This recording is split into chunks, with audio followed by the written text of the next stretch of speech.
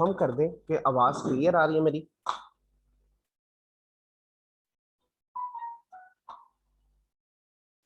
Okay, any question from yesterday lectures? जो हमने कल का लेक्चर दिया था टैक्स फ्री सैलरी, उसके अंदर अगर किसी भी स्टूडेंट का कोई क्वेश्चन है तो हैंड रेज कर सकता है। जी मोमिना। सर, जो आपने कल एग्जांपल दी थी बेसिक सैलरी और हाउस रेंट अलाउंसेस दिए हुए थे उसके अंदर, और उसके बाद हमने खुद ये फाइंड किया था कि टैक्स बोर्न बाय कंपनी कितना होगा। ओके। और सर फिर जी जी। लास्ट में ना उसको हमने डिडक्ट कर दिया था लाइबिलिटी में से जितनी थी। तो सर ये जो बेनिफिट है, अभी जब हमें पता ही नहीं है कि टैक्स कितना बोर्न किया है, आखिर पे जाके हमने निकाला है, तो ये जो बेनिफिट है ये ऐड कैसे करेंगे? ये बेटा हम जो ये बेनिफिट निकाला ना, मैंने आपको बताया इसकी वर्किंग होगी। वर्किंग से मुराद क्या है? देखिए, हम एक न्यूमेरिकल कर रहे होता, अपना लेट सैलरी लिखा हमने, ठीक है, बेसिक सैलरी यस। ये लिख लिया। लेट मेडिकल अलाउंस, कुछ भी 4-5 फिगर लिखी। इस फिगर को हमने क्लोज नहीं किया, यहां से हमने निकालना होता ना टोटल इनकम। ऐसे ही है यस बेटा, हम यस टोटल इनकम निकालने से पहले इसमें ऐड करते हैं ये जो tax paid by the employer, ऐसे ही है। Yes sir. अब आपने कहा ये चीज हम कैसे निकालेंगे, आपके लिए ये प्रॉब्लम आ रही है, ये तो सर कैलकुलेट करेंगे तो निकालेंगे। I am yes sir. इसके लिए हम बेटा करेंगे वर्किंग। ये देखिए, हम बनाएंगे वर्किंग वन। ठीक हो गया। वर्किंग वन के अंदर हम क्या करेंगे? लेट इधर मेडिकल अलाउंस आ गया 2 लाख, टैक्सेबल जो है। इसका मतलब tax paid by the employer से जो पहले वाली जितनी भी फिगर्स है वो 3-4, इस सबको हम क्या करेंगे? प्लस करेंगे। वो लेट आ गई ऐड 12 करना। लाख 12 लाख। इस वर्किंग में यस लिखेंगे हम 12 लाख। ओके। इस 12 यस लाख के ऊपर टैक्स क्या बना वो निकालेंगे। वो आ गया हमारे पास टोटल टैक्स, ठीक है, 12 लाख। फिर अगर तो सारे का सारा टैक्स एम्प्लॉयर पे कर रहा है तो इसका मतलब क्या है? हमने इसको ग्रोस अप करना है। अगर सारे का सारा टैक्स एम्प्लॉयर पे नहीं कर रहा तो सिर्फ ये जो हमारा टैक्स का बेनिफिट आएगा, ठीक है, टोटल यस टैक्स का, इसको हम ऐड कर देंगे इधर। ऐड कर लिया। अब ये हमारा ये मेन न्यूमेरिकल है, main numerical, main question. Add करके इधर टोटल इनकम आ जाएगी, यहां निकालेंगे टैक्सेबल इनकम। ओके, ठीक है। यस फिर टैक्स लायबिलिटी निकालेंगे और लेस कर देंगे टैक्स पेड, और यहां से हमारे पास टैक्स पेएबल थोड़ा सा निकल आएगा। ठीक है। और सर जो देख डोनेशंस हैं उनको भी निकाल के करना है हमने। जी, वो भी इधर से निकलेगी। ठीक है। यस अब सर। इसका जो क्वेश्चन आपका, ये क्वेश्चन सेपरेट पूछा जाता है आपसे, ठीक है ना। ये पूरे न्यूमेरिकल के साथ कंप्लेक्सिटी में ज्यादा नहीं डाला जाता सिर्फ इसमें। तो कल मैंने आपके साथ सिर्फ 2 केसेस किए, इसमें तो और भी 3-4 केसेस है, लेकिन वो आपके लेवल पर टेस्टिंग हुई उसकी। ठीक है, जी सर। इसलिए मैं ओके उसको सर। डिस्कस नहीं कर रहा। फॉर एग्जांपल, अगर ये टैक्स ऐड करने से वो स्लैब रेट चेंज हो जाए, और भी 1-2 केसेस वो हमारे सिलेबस या हमारे इस लेवल पर उसकी टेस्टिंग नहीं है। लेकिन अब इसी केस में अगर हम कहें टैक्स फ्री सैलरी है, मतलब इंप्लॉई ने 1 रुपया भी सैलरी के ऊपर टैक्स नहीं देना, तो यहां पर जो टैक्स निकलेगा, पहले हम टैक्स को करेंगे ग्रोसअप। ठीक है, यस सर। ग्रोसअप करने के बाद अब फिर इधर ऐड करेंगे बाकी प्रोसीजर से। इस सूरत में ओके टैक्स सर। पेएबल नहीं निकलेगा। Clear? Yes sir. Any other question बेटा? No sir.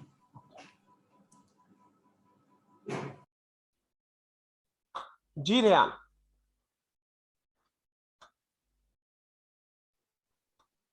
अस्सलाम वालेकुम सर। वालेकुम अस्सलाम। जी रेयान बेटा। सर जब ये हमने टैक्स फ्री सैलरी निकालनी है, टैक्स निकालना है, सर इसका जो हमने टैक्स निकालना है वो बेसिक सैलरी पे निकालना है, जितने भी अलाउंसेस वगैरह उनको ऐड करके निकालना है जो टैक्स? जो अलाउंसेस होंगे ना, cash cash allowances, yes sir. वो लेने हैं। वो ना क्वेश्चन के अंदर आपको खुद का बता देगा। ये जो टैक्स बोर्ड कर रहा है, ये टैक्स जो बोर्ड कर रहा है वो बेसिक सैलरी पर कर रहा है या अलाउंसेस भी इंक्लूड है, वो खुद बताएगा क्वेश्चन के अंदर आपको। अगर सर वो नहीं रीइंबर्समेंट के जितने रीएम्बर्स, भी रीइंबर्समेंट। देखो रीएम्बर्समेंट 2 तरह के हैं। अगर तो ऑफिशियल यूज के लिए वो तो एग्जाम्प्ट है, ठीक है।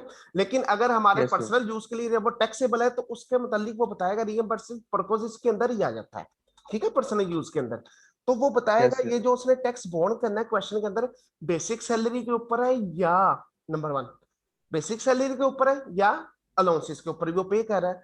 अगर उसने कहा सिर्फ बेसिक सैलरी के ऊपर है तो वर्किंग के अंदर हम क्या ले लेंगे बच्चे, बेसिक सैलरी, बेसिक सैलरी। ठीक है। और अगर उसने कहा यस सर। अलाउंसेस भी है तो वर्किंग के अंदर अलाउंसेस भी ऐड कर लेंगे, क्वेश्चन के अंदर आपको बताएंगे। लेकिन अगर खामोश है तो उस सूरत में आप अजम्पशन लिख सकते हो कि एम्प्लॉयर्स या तो सिर्फ बेसिक सैलरी पर टैक्स बॉन्ड कर रहा है, ये भी अजम्पशन लिखी जा सकती है। और दूसरी अजम्पशन ये भी लिखी जा सकती है जो एम्प्लॉयर है वो परकोजिस का भी टैक्स बॉन्ड कर रहा है, वो लिख के आप उसको कर रहा है क्लियर। सर।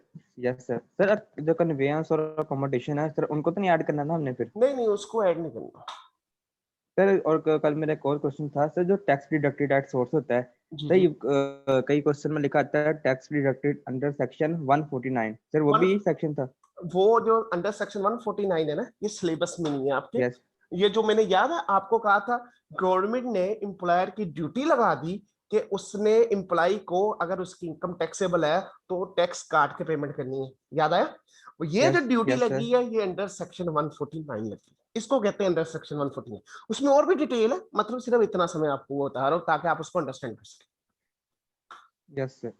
ठीक हो सर गया। एम्प्लॉयर जब टैक्स डिडक्ट करता है, वो जब कैलकुलेट करता है सर, वो भी फिर कन्वेंस और अकोमोडेशन को इग्नोर करके करता है टैक्स कैलकुलेट? वो उसका होता है कॉन्ट्रैक्ट किया है उसका एम्प्लॉयर के साथ, बात समझ लगी। अब एज यस सर। अ टिप्स मैं एम्प्लॉय हूँ, ठीक है, मुझे टिप्स वाले कहते हैं आपको टैक्स फ्री सैलरी देंगे। अब मेरा कॉन्ट्रैक्ट है वो टैक्स फ्री, मुझे बेसिक सैलरी के ऊपर टैक्स पे करेंगे या मेरे सारे अलाउंसेस और परकोजेस के ऊपर करेंगे, वो क्वेश्चन के अंदर आपको बताया जाएगा। क्लियर। ठीक है सर। Yes sir. ओके जी मोमिना।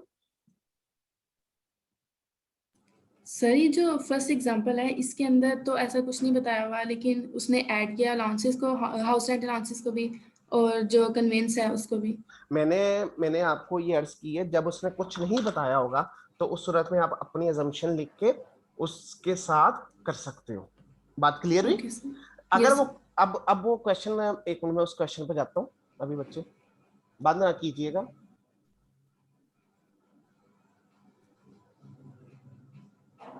ये किसके बाद आ रही है केस हमारा, provident fund, NOT, benevolent fund, tax free other salary. Benefits. Yes sir. Yes.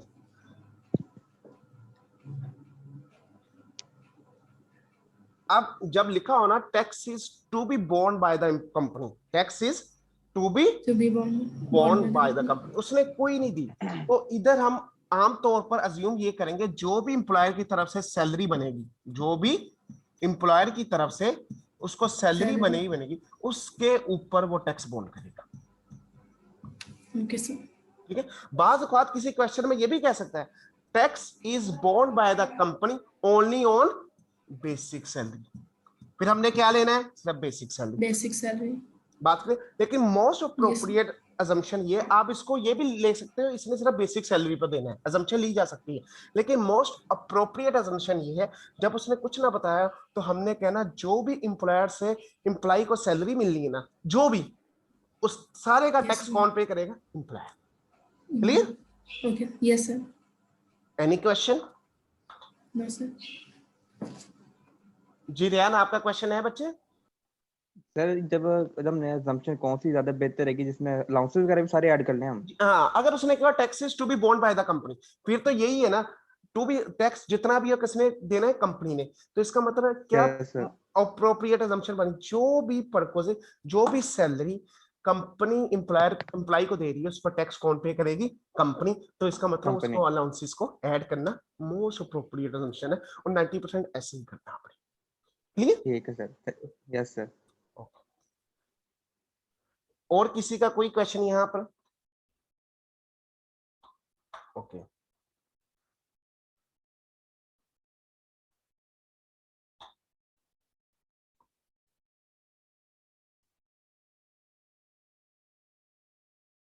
आज का जो हमारा टॉपिक है वो है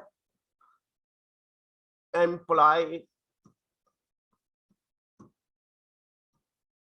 शेयर्स की, वेरी इंपॉर्टेंट टॉपिक। 90% जब भी सैलरी का न्यूमेरिकल बनता है उसमें इसकी एडजस्टमेंट दी ही जाती है, 90% एडजस्टमेंट होती है इसकी, और इसका सेपरेट भी 3-4 मार्क्स का क्वेश्चन पूछा जाता है। फर्स्ट ऑफ ऑल पहले हमने ये देखना है कि एम्प्लॉय शेयर स्कीम होता क्या है। एम्प्लॉय शेयर स्कीम होती क्या है, अगर हमें इस चीज का हो नो समझ लग गई तो इसकी टैक्स लायबिलिटी या टैक्स ट्रीटमेंट हमारे लिए करना इंतहाई आसान हो जाएगा। एम्प्लॉय शेयर स्कीम होती क्या है?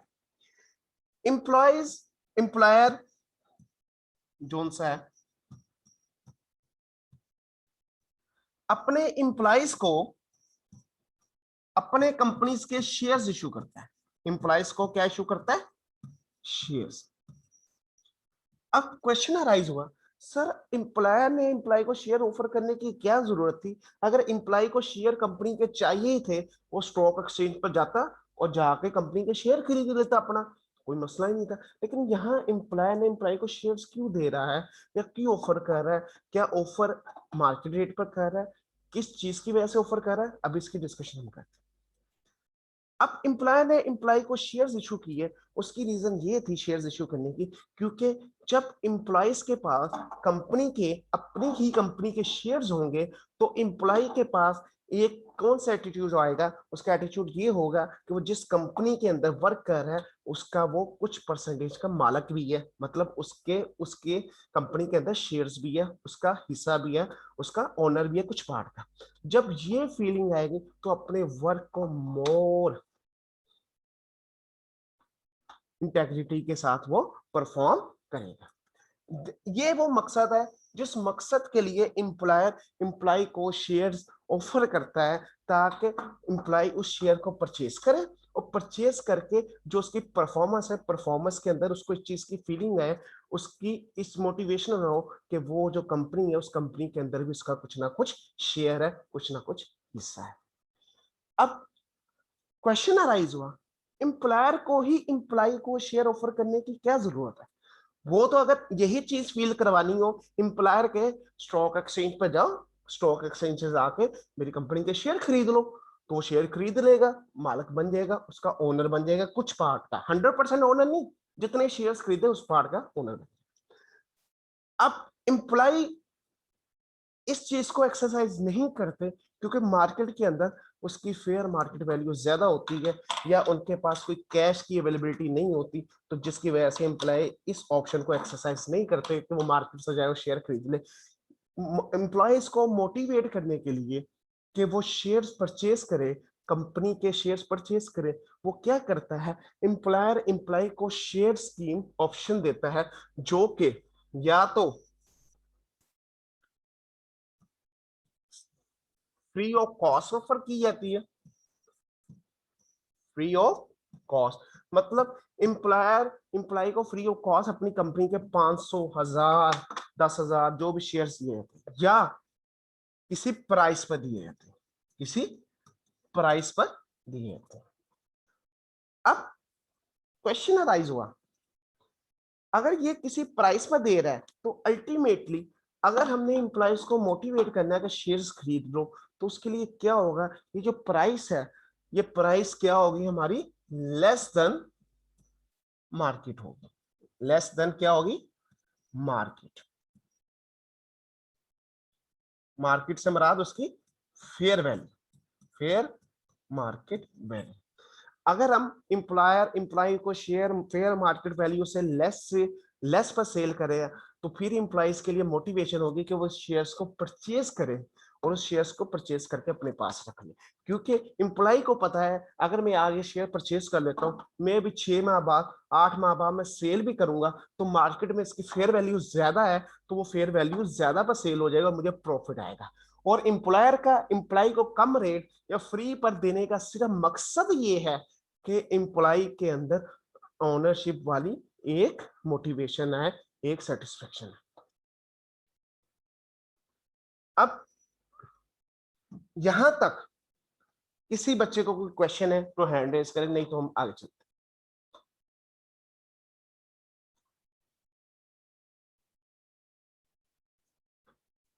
ओके, अब अल्टीमेटली जब भी किसी एम्प्लॉय को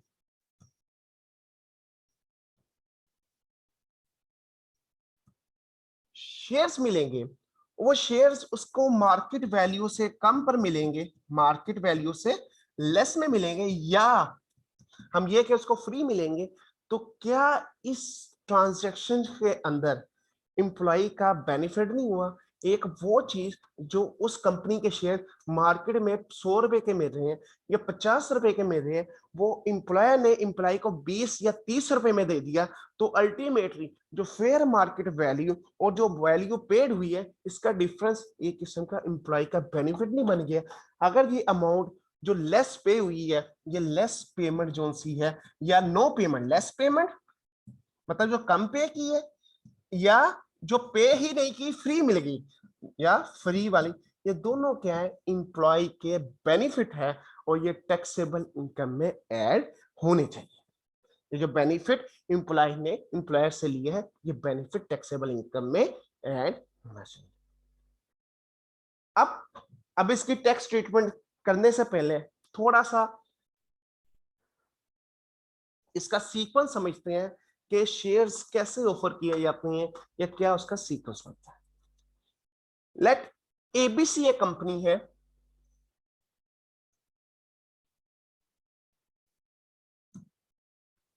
उसने शेयर्स की ऑप्शन दी, शेयर की ऑप्शन दी कि अगर इंप्लॉय चाहे कि शेयर खरीद सकता है, और ऑप्शन क्या दी कि पर इंप्लॉय या एक एम्प्लॉय 500 तक शेयर्स खरीद सकता है।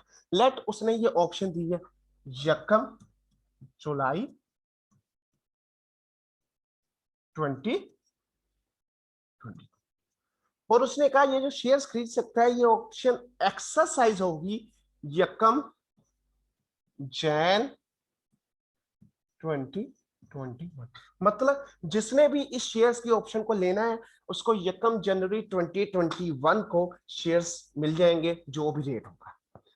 और कंपनी क्या कहती है, ये शेयर्स अगर आपने 1 जनवरी 2021 को लेने हैं, तो इसके लिए क्या करें? राइट परचेज कर ले। क्या कर ले? राइट परचेज कर ले। राइट क्या है? व्हाट इज, इसमें नई चीज है, व्हाट इज राइट? राइट से मुराद क्या है? राइट ये नहीं बहुत हैवी अमाउंट होते, लेट राइट 2 रुपए हो, राइट 1 रुपया पर शेयर हो, कि ये वो इंप्लॉय ने इंप्लॉयर को इस चीज की सेटिस्फेक्शन दे दी कि मैंने ये शेयर्स परचेज करने हैं, इसलिए मैं वो राइट परचेज कर रहा हूं।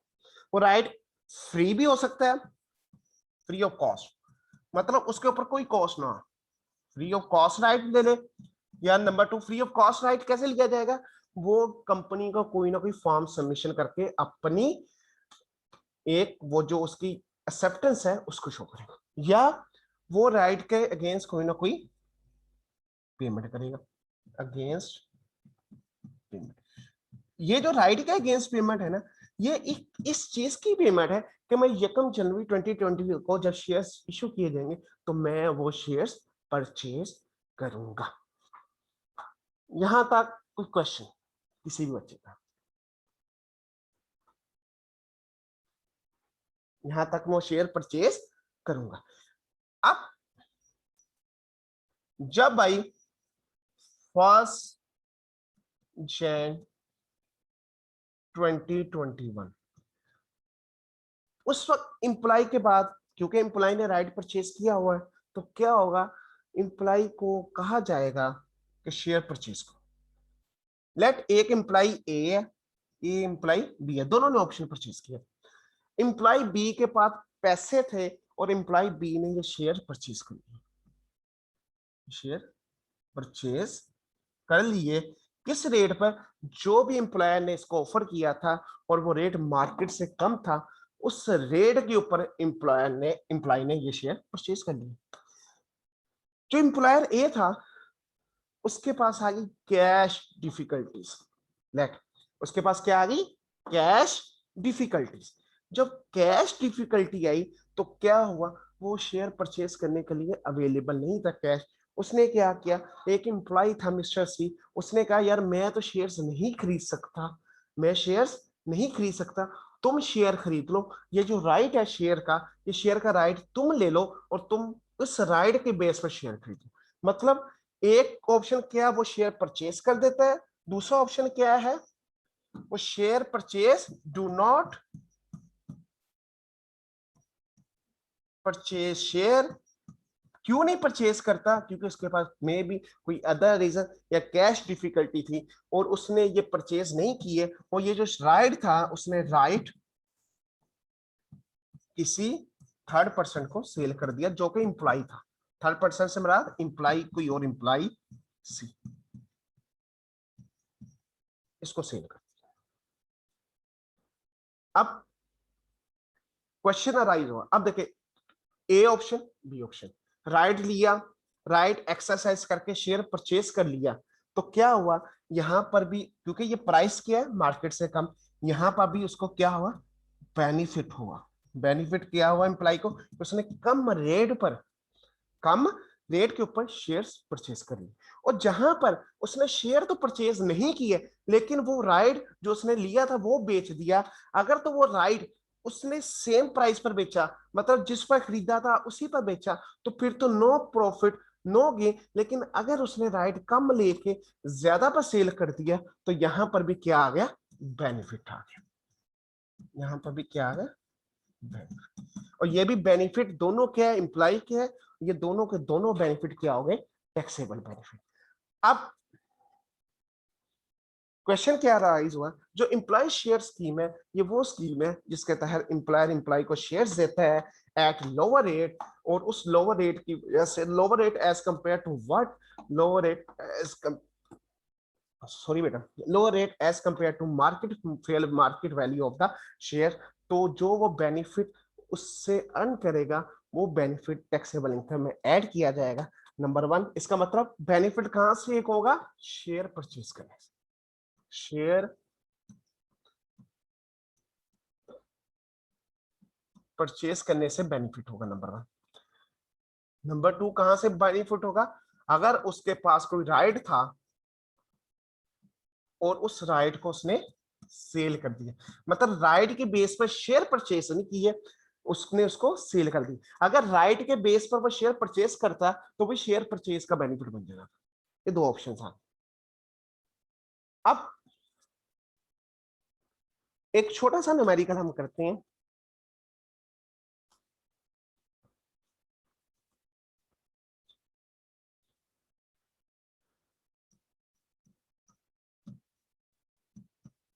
Mister Aleem joint overlay in tax year 2018, in tax year 2021, overlay offered Mr. Aleem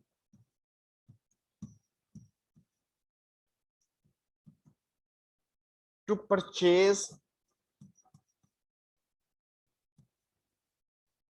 share of the company at a rate of 20 per share. At that time, here market value of the share is rupees 35 per share. Total number of share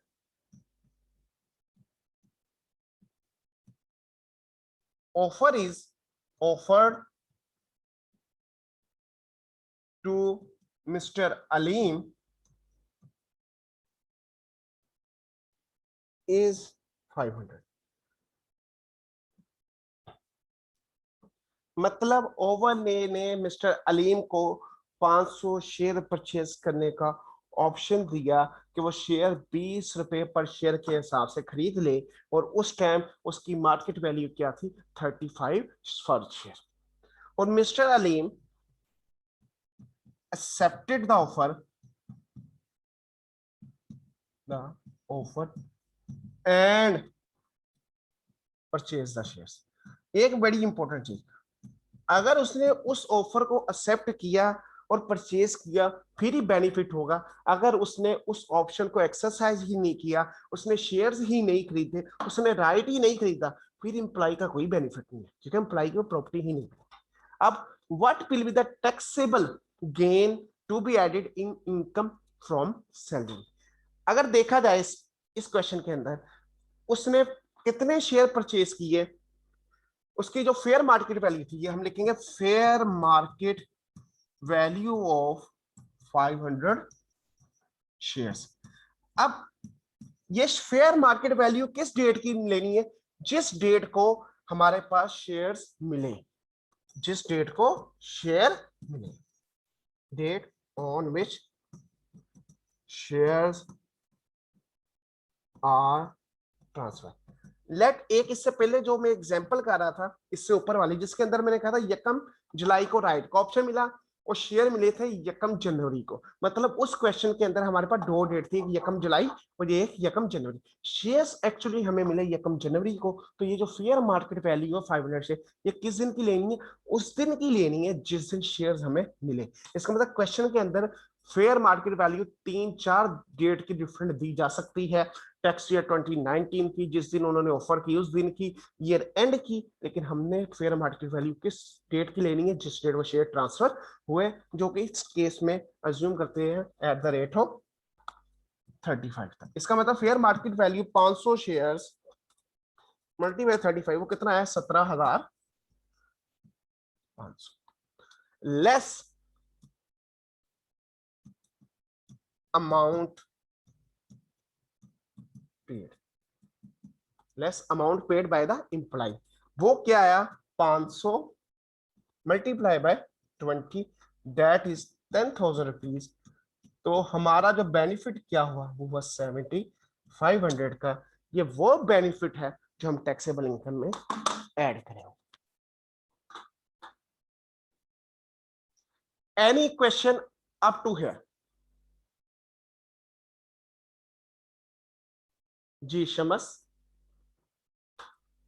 sir जो offer उसे की जाती है, जैसे यहाँ पे 500 की गई है, तो उसे ऑफर सारे की सारे ही एक्सेप्ट करनी पड़ती है? मतलब ऐसे नहीं हो सकता वो कहे कि मैं 400 शेयर्स ले लेता हूँ और 100 नहीं लेता?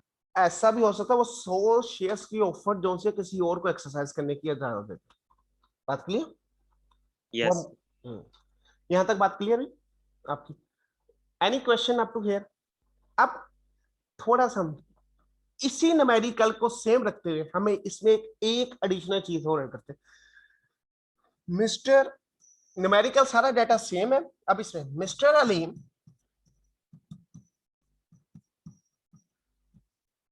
has paid ₹5 per share to acquire the right of share, right है, to acquire the right। मतलब अगर इसी क्वेश्चन में सारा क्वेश्चन सेम है, अब इसमें एक एडिशनल चीज क्या आ गई? शेयर प्राइस पर शेयर क्या थी? 30, फेयर मार्केट वैल्यू 35, अक्वायर किया हमने 20 का, और साथ हमने 5 रुपए का राइट के लिए पेमेंट की है। अब कैसे कैलकुलेशन होगी? देखिए, fair market value of the shares वो सेम रहेगी, 500 मल्टीप्लाई बाय 35, दैट इज 17,500। अब कंसिडरेशन पेड जो की है, less consideration paid by Mr Aleem to acquire the shares, वो क्या आएगा? 500 multiply by 20 is equal to 10,000। अब मिस्टर अलीम ने एक एडिशनल पेमेंट भी की है। वो एडिशनल पेमेंट क्या है? वो 5 रुपए पर शेयर हम उसने दिए राइट के लिए, तो इसका मतलब वो भी एक किस्म का उसने एक्सपेंस पे किया है, वो भी उसने कंसिडरेशन पे की है, तो वो भी हमारी क्या होगी? लेस हो जाएगी। Consideration paid for acquiring right, वो क्या आ जाएगी? 500 मल्टीप्लाई बाय 5 इज इक्वल 2500, उसने ये भी पे किया। अब जो हमारे पास टैक्सेबल इनकम में बेनिफिट आएगा दैट 5,000 रुपीज। ये अमाउंट वो अमाउंट है जो टैक्सेबल इनकम में इंक्लूड की जाएगी।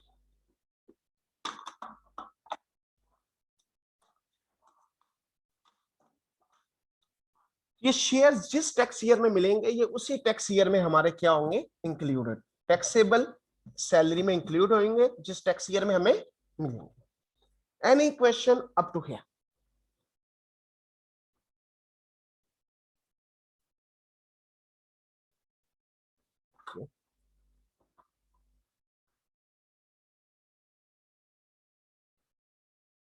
Same numerical with an other assumption.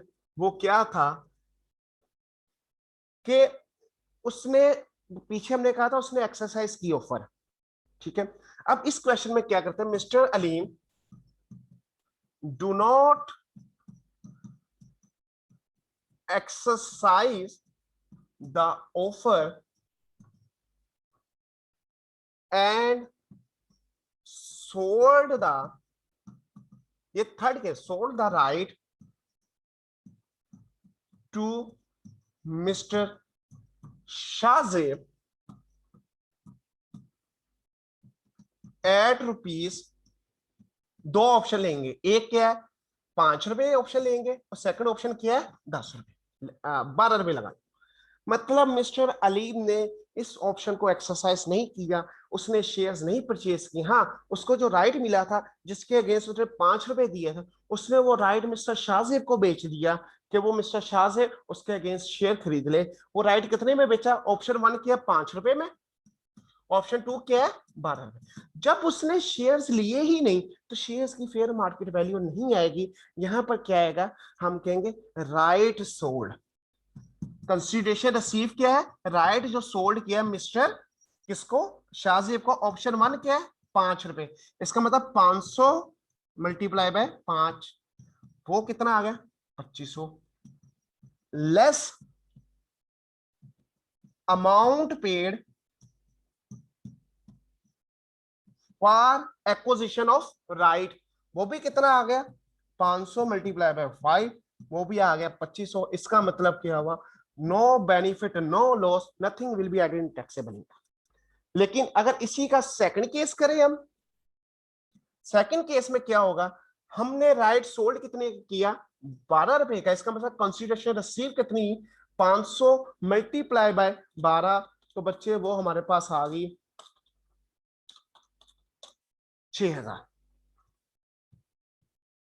और हमने इस राइड को लिया कितने में था 2500, 500 मल्टीप्लाई बाय 5 से, तो अब इधर क्या आ गया हमारे पास 3500 का बेनिफिट आ गया, और ये जो बेनिफिट है ये टैक्सेबल इनकम में ऐड होगा। इसका मतलब क्या हुआ, हमने दो चीजें पढ़ी। फर्स्ट, अगर सिंपल शेयर्स है, राइट का कुछ नहीं है और हमने एक्वायर कर ली है, fair market value less amount paid.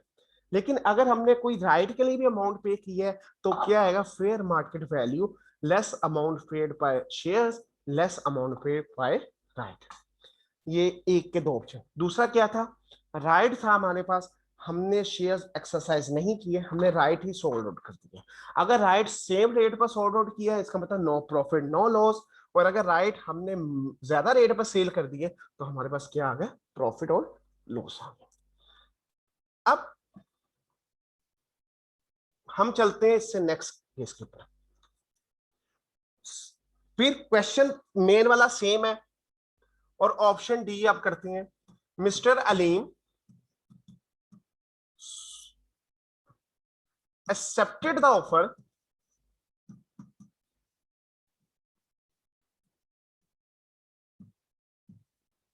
for 300 shares and sold right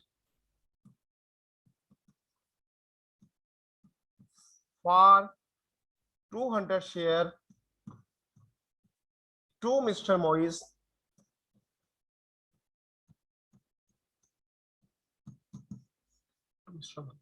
at a rate of 8 per share। अब ये आ गया कंबो। कंबो के अंदर क्या क्या, उसने कुछ शेयर परचेज कर लिए और कुछ शेयर परचेज नहीं किया, उसका राइट सोल्ड कर दिया। अब इसमें दो जगह दो दफा बेनिफिट निकले, एक बेनिफिट शेयर परचेज के ऊपर और एक बेनिफिट राइट के ऊपर। शेयर जितने परचेज किए बेनिफिट उतने का लेना है, टोटल का नहीं लिखना। अगर उसने 300 शेयर लिए, इसका मतलब fair market value of 300 shares क्या है हमारे लिए, 300 multiply by 35, that is equal to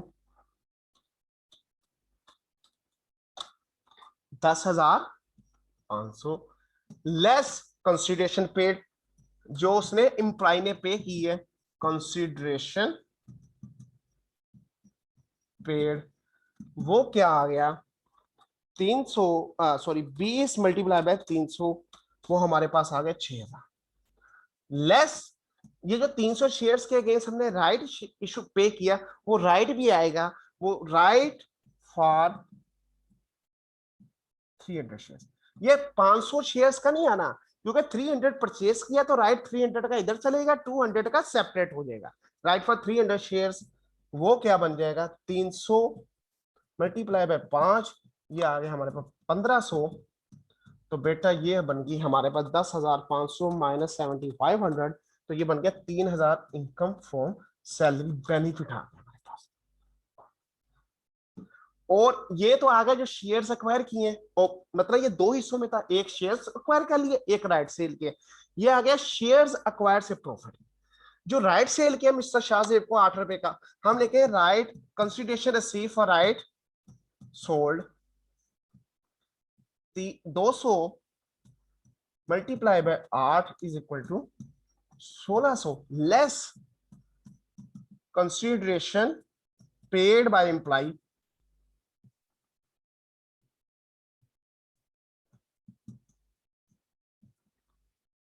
वो कितना आ गया बच्चे, 200 multiply by 5 that is equal to 1000। इन दोनों को लेस करेंगे तो 600, ये भी हमारा क्या बन जाएगा, उस टैक्स ईयर में इनकम फ्रॉम सैलरी में ऐड हो जाएगा। Any question up to here? यहां तक किसी बच्चे का भी कोई क्वेश्चन है वो पूछिए। जी शामिल। सर ये आपने कंसीडरेशन पेड लिखा है अभी 6000, ये बता दें कैसे है? ये वाला कंसिडरेशन पेड, ओहो ये आया बेटा, हमने जब क्वेश्चन शुरू किया था उसमें हमने कहा था हमें शेयर्स कितने का एक मिलेगा बेटा। शामी अपने आप को अनम्यूट करें दोबारा, बच्चे हैंड रेस करें शामी।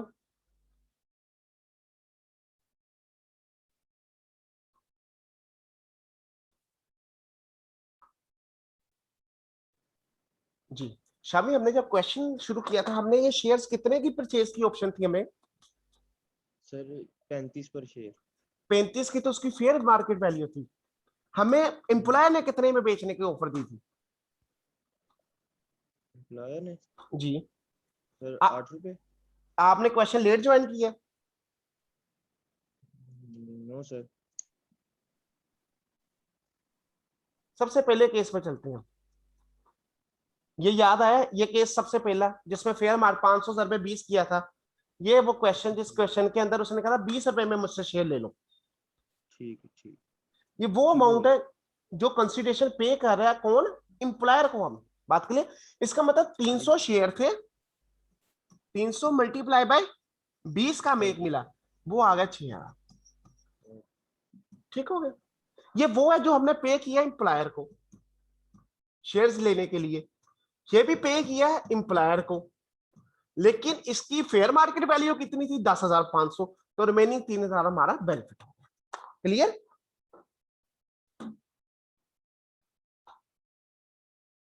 जी रेयान। अस्सलाम वालेकुम सर। वालेकुम अस्सलाम। जी बेटा।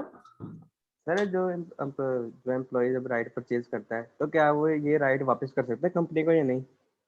अल्टीमेटली वो कंपनी को राइट वापस तो कर सकता है, लेकिन वो कंपनी को राइट वापस करने से बेहतर वो किसी और को सेल कर देता है, क्योंकि उस पर उसको प्रॉफिट हो रहा था। ठीक है सर। सर और जितना उसे राइट मिला है, फॉर एग्जांपल 500 शेयर्स का उसके पास राइट आ गया है, तो वो एक ही टाइम में सारे शेयर परचेज करेगा या फिर वो आधे आज कर लेगा, आधे कुछ 6 महीने बाद कर ले, अगर या तो एक टाइम पीरियड के अंदर? नहीं, इस ये जो चीज है ना शेयर्स आधे आपका, ये आता है एम्प्लॉय कॉन्ट्रैक्ट के ऊपर। अगर एम्प्लॉय ने कहा है देखिए एम्प्लॉय ने कहा सारे एक दफा करने हैं, उसके पास कैश नहीं है, वो क्या करेगा, जितना कैश उतना परचेस करके बाकी किसी और पर्सन को राइट ट्रांसफर कर देगा, वो उसके अगेंस्ट खरीद लेगा। बात क्लियर? यस अगर सर। अगर एम्प्लॉय ने कहा आधे अब खरीद लो, अगले 6 माह के बाद खरीद लो, तो आधे अब खरीद लेगा, उसका टैक्सेबल इनकम में हिस्सा, और 6 माह में भी अज्यूम करो नेक्स्ट ईयर में आ रहा है, तो नेक्स्ट ईयर में जब मिलेंगे वो तब कर लेगा। Yes sir. ठीक है यस सर। मोहम्मद? सर जी जी पूछे। सर ऑर्डिनरी और प्रेफरेंस शेयर में कोई ट्रीटमेंट डिफरेंस तो नहीं होगा फिर? नहीं नहीं, इसके अंदर वो ट्रीटमेंट तकरीबन सेम ही होगा। प्रेफरेंस शेयर्स आपके, मेरा नहीं ख्याल एम्प्लॉय शेयर स्कीम के अंदर दिया जाएगा, वो ऑर्डिनरी शेयर्स ही दिए जाते हैं। ठीक है, ठीक है sir. Preference thank you shares normally तब इशू किए जाते हैं, प्रेफरेंस होते हैं कि उनके डिविडेंड के ऊपर प्रेफरेंस दी जाती है। जब कंपनी को फाइनेंस की जरूरत हो ना और ऑर्डिनरी शेयर से ना आ रहा हो, तो कंपनी प्रेफरेंस शेयर्स इशू करती है, ताकि इन्वेस्टर को ये हो उनकी जो डिविडेंड है वो पहले दिया जाएगा, फिर वो इन्वेस्ट करते हैं। तो इसका मतलब इम्प्लाइज, अगर उसने ये preference share specifically investment purpose के लिए होते हैं, तो वो एम्प्लॉय को ये कम ऑफर किया जाता है। ऑफर हो भी सकती है, इसका मतलब ये नहीं एम्प्लॉय को प्रेफरेंस शेयर ऑफर ना करे, प्रेफरेंस शेयर्स की यस ऑफर सर। हो भी सकती है। जी ठीक है सर। मोहम्मद एजाज। जी सर, अस्सलाम वालेकुम। वालेकुम। सर एक बात पूछनी सर, राइट शेयर सर दोबारा सर राइट शेयर की प्राइस को देनी पड़ती है कि हम शेयर खरीद रहे हैं, इस तरह B question number B part में किया था सर, हमने शेयर खरीद लिए, तो राइट शेयर क्या है मतलब? राइट शेयर्स पता क्या होता है, मैंने कहा राइट होता है वो शेयर्स खरीदने का राइट, शेयर्स खरीदने का राइट मुझे परचेज करना पड़ता है। फॉर एग्जाम्पल आप कोई कंपनी है, ठीक है, कोई कंपनी है, उसने कोई चीज ऑफर कर रही है, वो आज से मे भी 6 माह बाद ऑफर करनी है, 8 माह बाद ऑफर करनी है। कंपनी कहती है 1000 आप मुझे पे करके मुझसे टोकन ले लो, या मुझसे एक डील कर लो, ताकि मुझे पता हो आपने ये चीज परचेज करनी है। वो जो एक अपनी अमाउंट इनिशियली थोड़ी सी पे करके उसका राइट ले लेना, फ्यूचर में ये चीज मैंने लेनी है, दैट्स इज राइट ऑप्शन। बात क्लियर है? ठीक वो जी सर, राइट। जज़ाकल्लाह। हाँ, ठीक है, थैंक यू ये सर। अच्छा, ये लाजमी बात है, हर क्वेश्चन में राइट हो, मे बी राइट ना हो, may be right free of cost भी हो सकता है, उसकी जीरो अमाउंट। क्लियर? ठीक जी सर, ठीक, thank you sir. Welcome. Any other question up to here? Okay, यहाँ पर सबसे अहम चीज जो हमने अभी तक डिस्कस की, जब हमें वो शेयर ट्रांसफर होते या जब हमने वो शेयर परचेज किए, तो जिस टैक्स ईयर में शेयर परचेज हुए, उस टैक्स ईयर में शेयर्स की fair market value less consideration paid for acquiring the share, अगर पे की है ठीक है, नहीं की तो वो क्या आ जाएगी, zero, less right amount of right paid, अगर कुछ पे किया तो उसको लेस कर देंगे, जो रिमेनिंग अमाउंट हमारी टैक्सेबल इनकम में ऐड हो जाएगी। और फेयर मार्केट वैल्यू किस दिन की लेनी है? जिस दिन हमें शेयर्स मिले, जिस दिन हम उसको शेयर को हमारे अकाउंट में आ गए।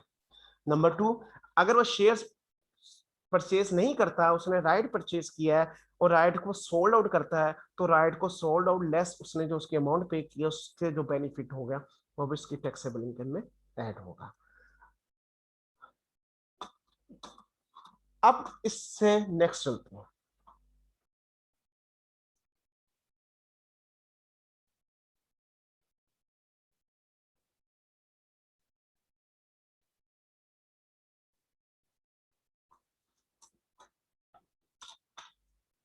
ये हम बेनिफिट क्यों ऐड करते हैं? क्योंकि वो उसको मार्केट रेट से कम रेट पर मिलता है। अब एक वेरी इंपॉर्टेंट चीज, एम्प्लॉयर ने देखा मैंने नहीं शेयर्स ऑप्शन दी, मार्केट में रेट था 40 रुपए स्टॉक एक्सचेंज में, मैंने अपने इंप्लॉइज को 25 रुपए में दिया। क्या हुआ? एम्प्लॉयर ने देखा कि जो एम्प्लॉइज को शेयर्स दिए जा रहे हैं, एम्प्लॉइज उसका कर क्या रहे हैं, उसकी मार्केट वैल्यू थी, मार्केट वैल्यू 50 पर शेयर, एम्प्लॉय ने फ्री ऑफ कॉस्ट या 10 पर शेयर में एम्प्लॉइज को शेयर्स दे दिए। जब एम्प्लॉइज को शेयर दिए तो टैक्स वालों ने क्या किया, वो टैक्स वालों ने कहा ये 40 का बेनिफिट है, इसको ऐड कर दो, ऐड कर दो। ऐड क्यों करने का कहा? क्योंकि ये एम्प्लॉय इन शेयर्स को मार्केट के अंदर सोल्ड आउट कर सकता है, मार्केट के अंदर सेल कर सकता है। सेल करने से क्या, आज एम्प्लॉयर ने एम्प्लॉय को शेयर दिए, उसने 10 रुपए पे किए, 10 रुपए पे करके उसने शेयर खरीदा, वो अगले दिन स्टॉक एक्सचेंज में गया, वही शेयर 50 में बेचा, और बेच के 40 का प्रॉफिट रख लिए। इसका मतलब क्या हुआ, ये जो प्रॉफिट 40 का रख रहा है, अब एम्प्लॉयर ने एम्प्लॉय को शेयर देने का मकसद ये था कि उसके अंदर ऑनरशिप वाली फीलिंग है, इंटेग्रिटी इंक्रीज हो। लेकिन जब एम्प्लॉय ने अगले दिन ही वो शेयर खरीदे, जहाँ के मार्केट में सेल कर दिए, तो इसका मतलब वो जो पर्पस, जिस पर्पस के लिए शेयर्स में इशू किए जा रहे थे डिस्काउंट रेट के ऊपर या कम प्राइस के ऊपर, वो तो मकसद या ऑब्जेक्टिव फुलफिल नहीं हो रहा, वो तो उल्टा नुकसान हो रहा है। एम्प्लॉयज ने सेल एंड परचेज शुरू कर दी। इसको रोकने के लिए एम्प्लॉयर क्या करता है,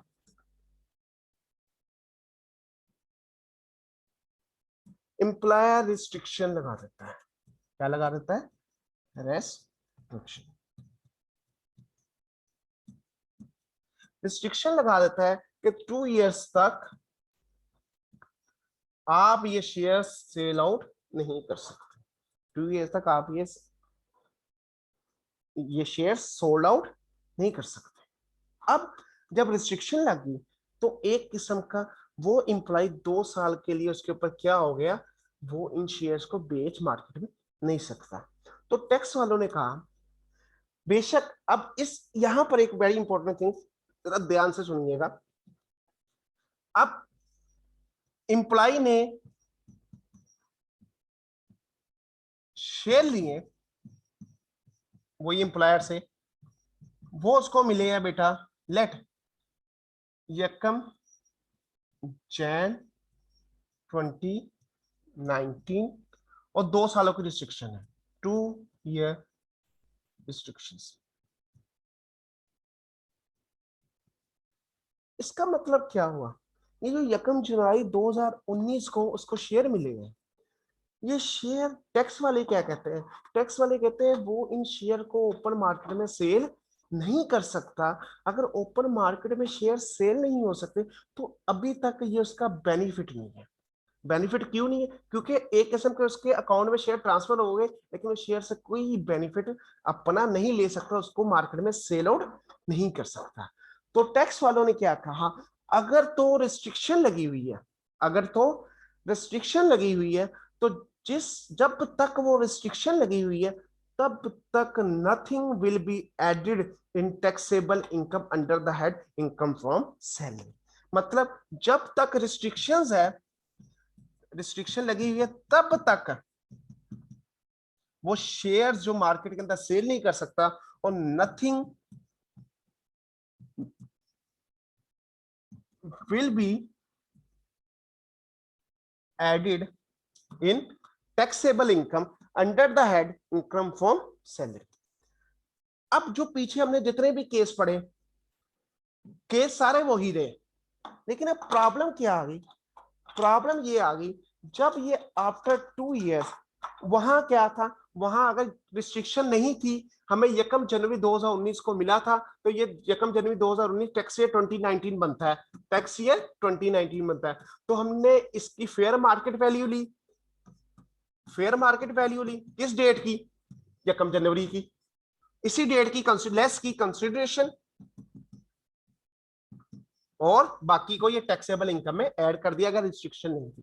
लेकिन अगर रिस्ट्रिक्शन है, फिर उस टैक्स ईयर में कुछ भी नहीं किया जाएगा अनटिल अनलेस वो रिस्ट्रिक्शन खत्म ना हो। इसका मतलब 2019 में ये काम जो रिस्ट्रिक्शन ना होने की वजह से हमने किया था, अब रिस्ट्रिक्शन की वजह से ये काम हम नहीं करेंगे, ये काम अब हम नहीं करेंगे, क्योंकि हमारे पास कोई है नहीं बेचने की ऑप्शन। अब रिस्ट्रिक्शन लगी, अब क्या हुआ, 2 साल की रिस्ट्रिक्शन थी, यकम जनवरी 2029, 2 साल कब खत्म होंगे, यकम जैन 2021 को 2 इयर्स खत्म हो गए। यकम जैन से मराद ये आएगा ऐसा ना 31 दिसंबर 2020, वो 2 इयर्स खत्म हो गए। इसका मतलब क्या है, इसका मतलब बच्चे ये हुआ, अब एम्प्लॉय इन शेयर्स को बेच सकता है। तो क्या टैक्स वाले क्या कहते हैं, जिस साल में रिस्ट्रिक्शन खत्म हुई उस साल ही उसकी टैक्सेबल इनकम में जो बेनिफिट है उसको ऐड कर दो। लेकिन यहां पर जो अब फेयर मार्केट वैल्यू आएगी, फेयर मार्केट वैल्यू, वो वैल्यू उस दिन की होगी जिस दिन रिस्ट्रिक्शन खत्म हुई। जिस केस में रिस्ट्रिक्शन नहीं थी उस केस में फेयर मार्केट वैल्यू उस डेट की थी जिस डेट को शेयर्स मिले, जिस डेट में रिस्ट्रिक्शन थी जब वो डेट आएगी उस टैक्स ईयर में हमने इनकम फ्रॉम सैलरी में ऐड करना है बेनिफिट, और हमने फेयर मार्केट वैल्यू उस डेट की लेनी है जिस डेट रिस्ट्रिक्शन खत्म हुई, और लेस करेंगे हम फिर कंसीडरेशन पेड, और जो बेनिफिट आएगा वो टैक्सेबल इनकम में ऐड हो जाएगा। इसका मतलब रिस्ट्रिक्शन जब होगी तो जिस ईयर में मिलेंगे हमें उस ईयर में हमने कुछ भी नहीं लेना, जिस ईयर में रिस्ट्रिक्शन खत्म हुई, जिस डेट को खत्म हुई उस डेट की fair market value less consideration जो पे की फॉर एक्वायरिंग द शेयर या राइट, वो लेस करके जो बेनिफिट मिलेगा वो बेनिफिट हम यूज अपने टैक्सेबल इनकम, मतलब रिस्ट्रिक्शन अपलिफ्ट, अपलिफ्ट का मतलब है रिस्ट्रिक्शन का खत्म हो जाना, उस डेट फेयर मार्केट वैल्यू आ जाएगी डेट ऑफ अपलिफ्ट की, मतलब जिस दिन वो हमारे शेयर्स फ्री होगी, लेस कंसीडरेशन पेड और रिमेनिंग अमाउंट टैक्सेबल इनकम में ऐड।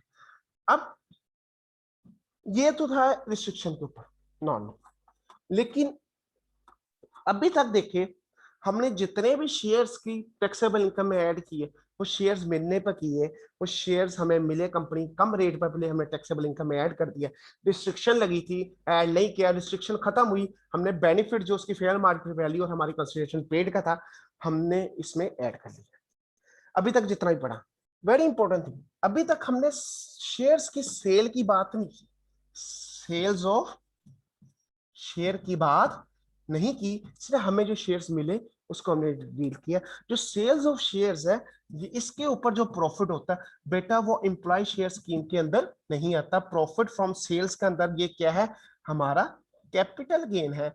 जब हम कैपिटल गेन के अंदर जाएंगे तब हम पढ़ेंगे इन शेयर्स के ऊपर जो प्रॉफिट हो रहा है या इन शेयर्स के ऊपर जो लॉस हो रहा है, हम उधर जाके पढ़ेंगे। यहाँ हमें सिर्फ हमने जो अब तक डिस्कस किया वो ये किया जो फेयर मार्केट वैल्यू और जिस रेट पर हमने चीज परचेज की उनका डिफरेंस हमारा बेनिफिट है जो इनकम फ्रॉम सैलरी में ऐड होना चाहिए। अगर शेयर सेल होते हैं तो सेल और परचेज जो कंसीडरेशन उसका जो फर्क है वो प्रॉफिट जो है कैपिटल गेन के अंदर आएगा।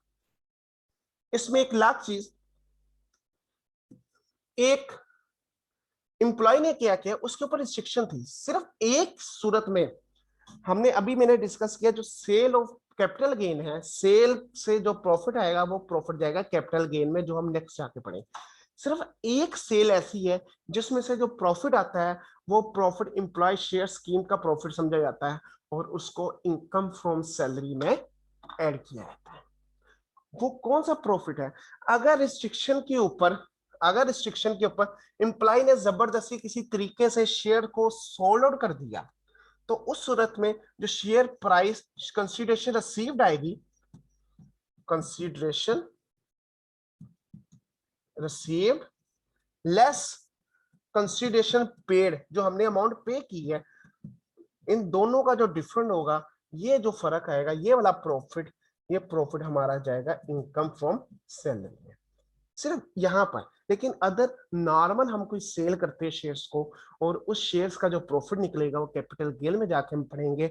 इस केस से पहले हमने जितना भी पढ़ा बेटा वो सारा वही पढ़ा जिसमें शेयर्स हमें मिले, हमने अपना बेनिफिट ऐड किया, रिस्ट्रिक्शन लगी थी, रिस्ट्रिक्शन खत्म हुई, हमने अपना बेनिफिट ऐड कर दिया, राइट सेल किया, राइट्स के ऊपर जो बेनिफिट था उसको ऐड कर लिया, शेयर्स और सिर्फ शेयर्स एक सूरत जब रिस्ट्रिक्शन लगी हो और शेयर सोल्ड आउट हो जाए तो हम उस सूरत में अपनी बेनिफिट में ऐड कर लेते हैं। Any question up to here?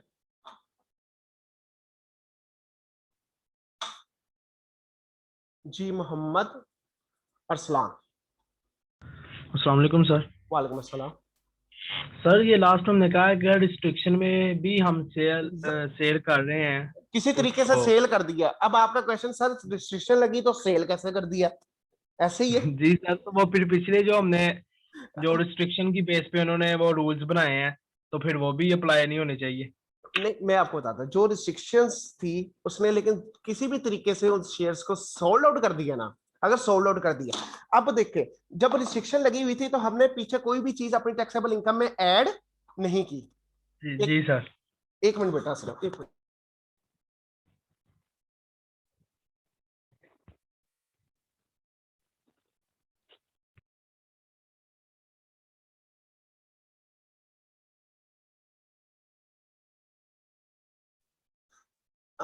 जी अरसलान, बेटा अपने आप को अनम्यूट करें बेटा। जी सर। इसका मतलब हमने पीछे कुछ भी अपनी टैक्सेबल इनकम में ऐड नहीं किया। तो टैक्स वाले क्या, टैक्स वाले बेटा ये वेट करेंगे कि रिस्ट्रिक्शन खत्म हो तब हम कुछ ऐड करें। तो यही तो सर मैं पूछ रहा हूँ। ये इसीलिए तो टैक्स वालों ने कहा है अगर रिस्ट्रिक्शन लगी है और रिस्ट्रिक्शन खत्म होने से पहले, जब तक रिस्ट्रिक्शन हमने कुछ भी नहीं करना, हमने रिस्ट्रिक्शन खत्म होने का वेट करना है। अगर रिस्ट्रिक्शन खत्म हो गई तो फेयर मार्केट वैल्यू जिस दिन रिस्ट्रिक्शन खत्म हुई उस दिन की ले लो, लेस कंसीडर पेड अपने टैक्सेबल इनकम में ऐड कर। लेकिन अगर किसी ने चालाकी के साथ, किसी 2 नंबरी के साथ उसको सेल आउट कर दिया, अब टैक्स वाले कहते हैं हमने रिस्ट्रिक्शन खत्म होने का वेट नहीं करना क्योंकि शेयर्स आपने डिस्पोज ऑफ कर दिए। जब शेयर डिस्पोज ऑफ किए तो जिस दिन डिस्पोज ऑफ किए उस दिन की जो आपको कंसिडरेशन रिसीव्ड हुई है लेस कंसिडरेशन पेड, ये टैक्सेबल इनकम में ऐड कर दो। ये ठीक टैक्सेबल हो गया इनकम, बात क्लियर? Yes sir. ठीक है सर, थैंक यू सर। जी रेहान। अस्सलाम वालेकुम सर। वालेकुम अस्सलाम। सर मैंने ये पूछना था सर, जो रिस्ट्रिक्शन का टाइम पीरियड है सर वो किस डेट से स्टार्ट होगा? जिस डेट को हमने राइट परचेज किया होगा, जिस डेट को हमने शेयर रिसीव जिस हुए डेट होंगे? को हमें शेयर्स इशू होंगे उसके बाद रिस्ट्रिक्शन शुरू होगी, राइट सिंह, ठीक है? Yes sir. सर और जो हमने शेयर से परचेज करके, अगर तो हमने सर कोई रिस्ट्रिक्शन नहीं थी, हमने शेयर सेल किए तो वो कैपिटल गेन में जाएंगे? जी अगर तो देखो कोई रिस्ट्रिक्शन नहीं थी ना, जिस दिन हमने शेयर परचेज किए, जिस दिन हमने शेयर परचेज किए, Yes. ये देखिए मैं फॉर एग्जांपल मैंने टैक्स, मुझे 1 जनवरी 2021 को शेयर्स मिल गए। लेट मैं अज्यूम करता हूं 10 शेयर समझाने के लिए, 10 शेयर मिले एट द रेट ऑफ 20 रुपए। उसकी फेयर मार्केट वैल्यू थी इस डेट के ऊपर 50 रुपए एट पर शेयर, ठीक है? मैं क्या करूंगा, 1 जनवरी को शेयर्स मिले, मैं कहूंगा 10 मल्टीप्लाई बाय 50, ये फेयर मार्केट वैल्यू आ गई मेरे पास। फेयर मार्केट वैल्यू वो क्या आई 500, और लेस कंसिडरेशन पेड वो आ गई 10 मल्टीप्लाई बाय 20, वो आ गई बेटा 200। ये अमाउंट मेरे पास होगी टैक्सेबल इनकम में ऐड, ठीक है? लेट अभी ईयर एंड खत्म नहीं हुआ, ईयर एंड खत्म नहीं हुआ क्योंकि रिस्ट्रिक्शन नहीं थी। उसने 1 जून 2021 को शेयर सेल कर दिया। पर शेयर कितने का सेल किया? लेट 60 रुपीज का। इसका मतलब क्या है? कंसिडरेशन रिसीव्ड कितने की आ गई? 60 मल्टीप्लाई बाय 10, 600 की। और कंसिडरेशन पेड आएगी। अब यहां पर अभी मैं डिस्कस नहीं कर रहा कि कंसिडरेशन पेड हमने क्या लेनी है, कंसिडरेशन पेड क्या लेनी है, मैं इसको भी डिस्कस करता हूं। तो यहां से जो प्रॉफिट आएगा, ये वाला profit, that profit is capital gain. ये क्या है? Capital capital. बात क्लियर होगी? Yes sir. अभी मैं ये नहीं ले रहा इधर कंसिडरेशन पे, जब सेल के ऊपर क्या लेंगे ये हम इसको डिस्कस करते हैं, ठीक है? Yes sir. सर और जिस डेट को उसने, अगर रिस्ट्रिक्शन के दौरान उसने शेयर सेल कर दिए हैं, तो जिस डेट को सेल किया हमने उस डेट की फेयर मार्केट वैल्यू लेनी है? फेयर मार्केट वैल्यू और कंसिडरेशन रिसीव्ड, और consideration received whichever is higher, ठीक हो गया? ठीक है। Yes sir. ओके, अब हम इधर से बेटा क्लास भी हमारी कुछ लेट स्टार्ट हुई थी, तो सिर्फ 2-3 न्यूमेरिकल इधर हम डिस्कस कर ले ताकि आपका ये कॉन्सेप्ट क्लियर हो जाए और हम इसको क्लोज अप कर सके। किसी बच्चे को कोई प्रॉब्लम तो नहीं? हम वही टॉपिक लेके चल रहे हैं, सिर्फ क्लास 10 मिनट लेट होगी, ज्यादा होगी, ताकि हम इस पूरे टॉपिक को क्लोज कर सके। कोई प्रॉब्लम नहीं किसी को? थैंक यू बेटा।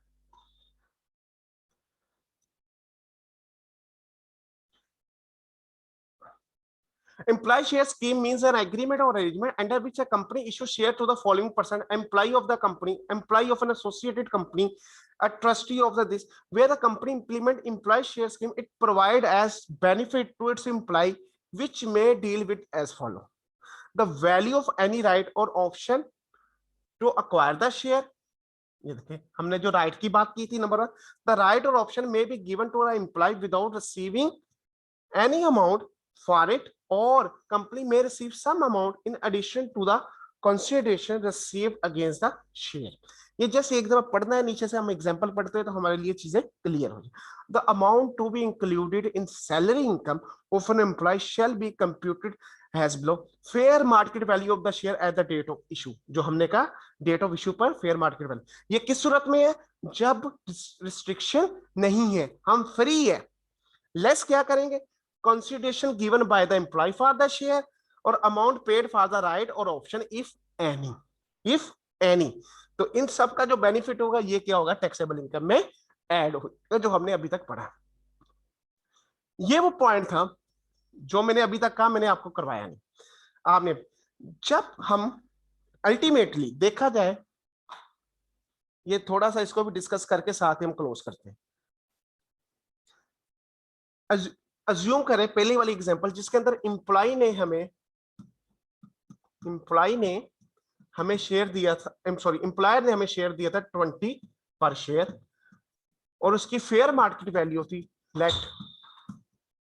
45 पर शेयर के हिसाब से, और उसका राइट था राइट के लिए या ऑप्शन के लिए हमने जो पे किया वो किया 3 पर शेयर।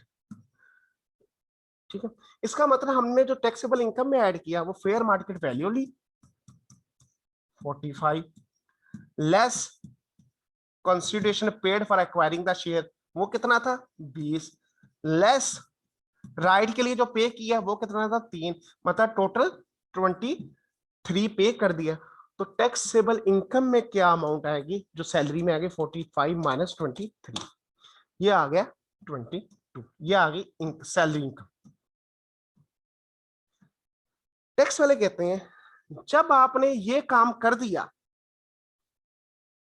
जब आपने ये काम कर दिया, टैक्सेबल सैलरी इनकम में वो अपना बेनिफिट ले लिया, तो उसके बाद जो शेयर की कॉस्ट है वो आपकी क्या हो जाएगी? अब देखा जाए यहां हमने शेयर कितने का परचेस किया है? हमने तो शेयर परचेस किया 20 रुपए जमा 3 रुपए 23 रुपए का। हमने तो एक किस्म के 23 रुपए दिए ना शेयर के अगेंस्ट। लेकिन टैक्स वाले कहते हैं अगर आपने सैलरी इनकम में चीज इंक्लूड कर दी है तब जो शेयर की कॉस्ट है वो क्या हो जाएगी? जो अमाउंट आपने पे की, अमाउंट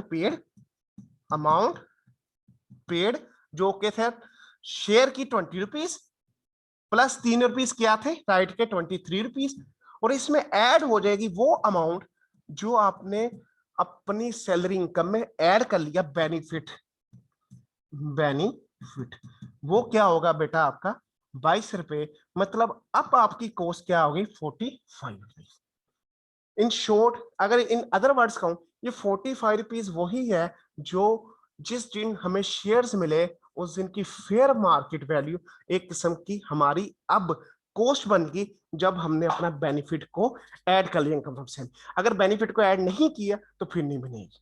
अब रेयान ने जो मुझसे क्वेश्चन पूछा था सोल्ड आउट के ऊपर, मैंने कहा था, ये मैं उस क्वेश्चन पर जाता हूं। लेट ये देखें, इस क्वेश्चन में मैंने कहा था कंसिडरेशन रिसीव्ड आ गई 600 रुपया लेस कंसिडरेशन या कॉस्ट ऑफ शेयर्स। यहां पर अब अगर कॉस्ट ऑफ शेयर्स की बात करें तो इस क्वेश्चन के हवाले से हमारा कॉस्ट ऑफ शेयर 200 नहीं होगा, बल्कि 200 जमा 300 यहाँ क्या आएगा? 500 आएगा, और हमारा जो कैपिटल गेन आएगा वो 100 रुपीज आएगा। ठीक है, ये हम नेक्स्ट जाके बाकी कैपिटल की इंफॉर्मेशन। इसका मतलब जब हमने अपनी टैक्सेबल इनकम में बेनिफिट को ऐड कर लिया, तो जिस डेट को बेनिफिट को हमने अपनी टैक्सेबल इनकम में ऐड किया, एक किस्म का इन अदर वर्ड्स कहूं तो उस डेट का जो फेयर मार्केट वैल्यू है वो उस शेयर की क्या बन जाएगी? कॉस्ट। यही वो इधर आपको बता रहा है। Consideration paid for shares add consideration paid for the grant of any option add taxable amount representing gain calculated on issue of share by the company to employ under employ shares की, उन सबको add करें तो ये क्या हो जाएगा? Cost of shares बन जाएगी उस डेट के बाद जिस डेट को हमने या उस टैक्स जिस डेट को हमने उसको टैक्सेबल इनकम में ऐड किया। इसको हम इन अदर वर्ड ये भी कह सकते हैं fair market value at the date of issuance of shares. On 14 August 2000, Sin Limited had issued a scheme under which every employee of the company entitled to acquire 2000 ordinary share of the company. 2000 ordinary shares के लिए उनको entitlement. Considering the following information, compute the amount to be included in salary income of Mr. Rayaz, who is one of the employee of the company. Face value of each share, value of right, ये face value क्या है जो हम share capital की nominal amount पढ़ते हैं, जो आपने F2 के अंदर भी पढ़ी। प्राइस, अब देखा जाए ये वाली एक किस्म की जो फेस वैल्यू, ये हमारे लिए क्या है, इनरेलेवेंट है। हमने कहीं भी अपनी डिस्कशन में इसकी कोई बात नहीं की, हमने अमाउंट पेड और फेयर मार्केट वैल्यू की बात की।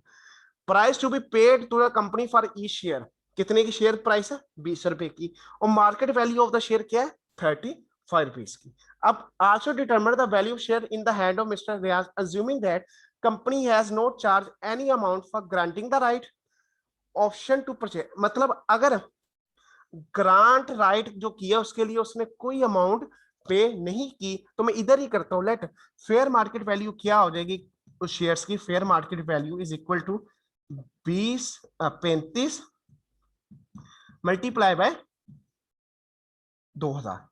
मैं लिखता हूं 35 मल्टीप्लाई बाय 2000 क्या हो गया मेरा, 70,000। इसमें से लेस क्या करूंगा, purchase price of the share, वो कितनी है, 20 ज़रबे 2000,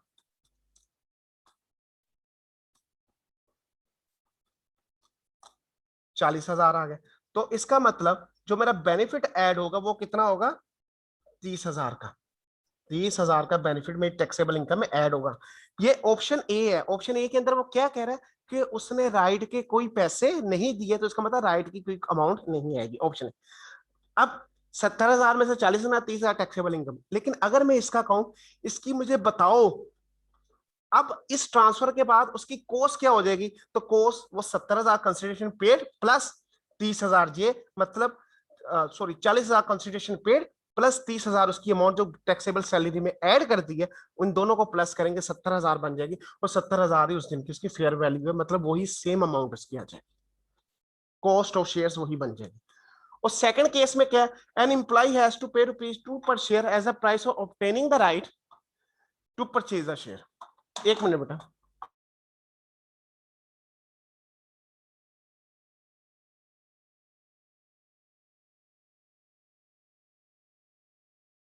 अब दूसरे केस में अगर मैं इधर ही कर दूं, थोड़ा सा आगे चलाइए, देखें पहला केस वही जो हमने कर दिया, दूसरे केस में क्या था, उसने राइट के लिए 2 रुपए पे किए। अब देखें fair market value of the share 70,000 same है, कंसिडरेशन पेड वो भी 40,000 सेम है, और एक्वायरिंग द राइट क्या है 4,000, टोटल 44,000। और इधर कितनी हमारी टैक्सेबल इनकम में जाएगी 26,000। अगर हम इधर भी शेयर्स की प्राइस निकाल ले, 44 जमा 26 कितने होते हैं 70,000, और उधर भी शेयर की अब cost after including in taxable income वो भी कितनी है 70,000। मतलब शेयर राइट शेयर पैसों का पे करे या राइट शेयर पैसों का पे ना करे, दोनों सूरतों के अंदर उस दिन की जो उसकी कॉस्ट बन जाएगी वो क्या बन जाएगी, सेम बन जाएगी after adding in income from salary benefit. मतलब बेनिफिट को इनकम फ्रॉम सैलरी में ऐड करने के बाद दोनों की कॉस्ट और राइट फ्री मिले या राइट परचेज करें, दोनों सूरतों में सेम हो जाएगा। यहां तक किसी बच्चे का क्वेश्चन है तो हैंड रेज करें।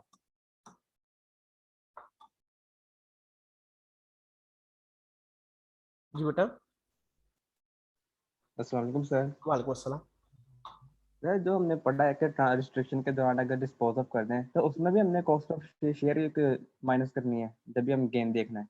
जी जी, कॉस्ट जो हमने पे की है वो तो माइनस होनी है ना, हमने गेन ही लेना है ना, बिल्कुल करनी है करनी है। उस सूरत सर में अगर देखो हमने बेच दी रिस्ट्रिक्शन के दौरान, वो बिका 25 रुपए का, 10 शेयर थे, मेरे को 10 मल्टीप्लाई बाय 25 250 क्या आ गई कंसिडरेशन रिसीव्ड। और हमने पे कितने किया था 5 रुपए के हिसाब से, 10 multiply by 5 that is 50 rupees, और ये 200 का आ गया एम्प्लॉय शेयर स्कीम का बेनिफिट। Yes sir. ठीक हो गया सर ये सर अगर हमने यहाँ से कॉस्ट 50 की जगह हमने कॉस्ट ऑफ शेयर लेस करनी है सर, अगर दोनों बराबर हो गए तो अब 50 की जगह अगर हमने कॉस्ट ऑफ शेयर्स लेस करनी है, अब देखिए कॉस्ट ऑफ शेयर्स तब लेस होगी। अच्छा आप कहना ये चाह रहे हो कि उसने ये शेयर भी 5 रुपए का बेच दिया, ये कहना चाह रहे हो? सर जब सर कॉस्ट ऑफ शेयर में आपने ये नहीं कहा टैक्सेबल टैक्स के अंदर जो अमाउंट ऐड होगी फिर वो तो हमने फिर बैलेंसिंग। बिल्कुल। अब क्वेश्चन सुनो, आपने रिस्ट्रिक्शन की बात की, रिस्ट्रिक्शन की बात की, यस सर। क्या रिस्ट्रिक्शन के अंदर हम कुछ चीज ऐड करते हैं पहले? No sir. अगर कोई चीज हमने पहले ऐड नहीं की तो क्या उसकी कॉस्ट चेंज होगी, जो हमने अभी सीखा? No sir. तो इसका मतलब इसकी कॉस्ट पुरानी ही रहेगी। बात क्लियर? जब मैंने 2-3 दफा ये बात की है, जब ये बेनिफिट सैलरी में ऐड होगा ना, ये सैलरी में अमाउंट ऐड होगी, ये 26,000, ये 30,000, अब उसकी कॉस्ट सेल के लिए बदलेगी। अब उसकी कॉस्ट, अब जो आएगा ना ठीक। कैपिटल गेन के अंदर प्रॉफिट और कॉस्ट, अब कॉस्ट बदलेगी। क्लियर? अगर हमने ये चीज ऐड ही नहीं की पहले, ये चीज पहले ऐड ही नहीं की, तो अब कॉस्ट नहीं बदलेगी, अब कॉस्ट वही है जो हमने पेमेंट की है। ठीक है सर। बात क्लियर? समझ लग गई? यस सर, यानी कि टैक्स सिर्फ एक बार ऐड करना है, वो भी जब डिस्पोज ऑफ करना है। हाँ जी, उस वक्त सिर्फ वो होगा रिस्ट्रिक्शन की सूरत में। लेकिन अगर रिस्ट्रिक्शन के अलावा हम नॉर्मल सेल करते तो वो जो प्रॉफिट कहां जाएगा? कैपिटल गेन के अंदर। क्लियर? ठीक है सर। Yes sir. ये आपने अब इसको बेटा पढ़ना है। अब हम चलते हैं थोड़ा सा आगे। Using the data of the example above, compute the amount to be included in salary income of Mr. Riaz if the company has imposed a restriction that employee will not be entitled to dispose of the share within 1 year of the issue. अगर within 1 year of the issue है, ठीक है, इसका मतलब उसने date बता दी, year 2000 ए first year है और 2000 बी क्या है? Second year. तो अगर रिस्ट्रिक्शन लगी है टैक्स ईयर 2000 ए में, nothing will be added in the taxable income because there is a restriction. ठीक है? लेकिन जब आएगा सेकंड ईयर, जब आएगा सेकंड ईयर, तो उस वक्त जब रिस्ट्रिक्शन खत्म होगी, उस डेट की फेयर मार्केट वैल्यू नहीं। अगर हम पिछली एग्जांपल को इसके साथ रिलेट करें तो पिछली एग्जांपल में फेयर मार्केट वैल्यू क्या थी? लेट 35। लेकिन ये 35 किस डेट की? जिस डेट को इशू हुए उस डेट को तो रिस्ट्रिक्शन थी। अगर रिस्ट्रिक्शन ना होती तो फिर हम लेते जैसे पीछे लिए, लेकिन यहां पर रिस्ट्रिक्शन आ गई। ईयर 1 के अंदर तो हम डू नथिंग करेंगे, लेकिन ईयर 2 के अंदर जब रिस्ट्रिक्शन खत्म हुई उस डेट को हमने देखा, हमारी फेयर मार्केट वैल्यू क्या थी? 37 रुपए थे। हमने 35 को नहीं लिया पुरानी वाली को, हम 37 के साथ हम क्वेश्चन को करेंगे। 37 रुपए 2074,000, उसके बाद कंसिडरेशन पेड 40,000 और 34,000 हमारा क्या होगा? टैक्सेबल इनकम में सैलरी में ऐड हो जाएगा। अब अगर उसने राइट के लिए कोई कंसिडरेशन पे की है, ये फिर सेकंड केस भी उसी तरह उसने कैलकुलेट किया हुआ है।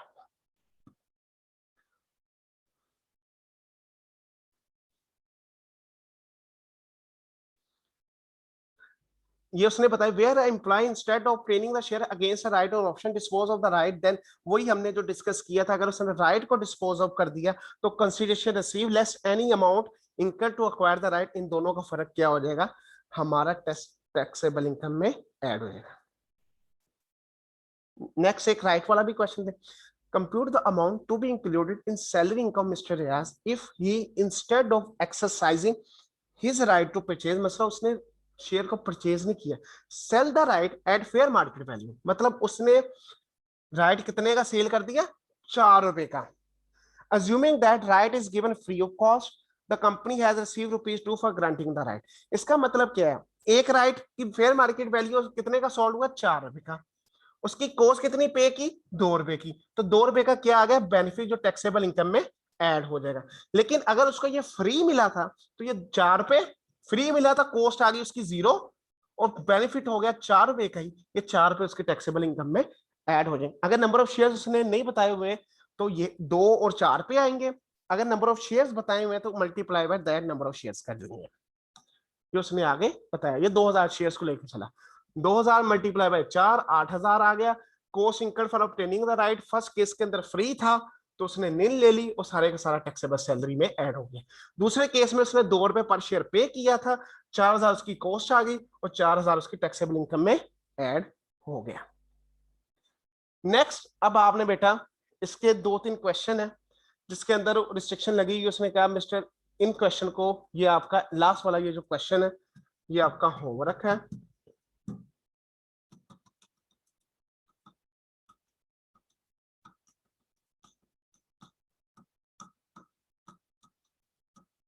पास पेपर के अंदर ये क्वेश्चन नंबर 2 है, ये बेटा आपका होमवर्क है। ठीक है, बाकी हमने सारे क्वेश्चन कर लिए थे। अब इसके जो क्वेश्चन बैंक के क्वेश्चंस ये पड़े हुए हैं बेटा, क्वेश्चन नंबर 1 2 3 4, इन क्वेश्चंस को आपने परफॉर्म करने की कोशिश करनी है।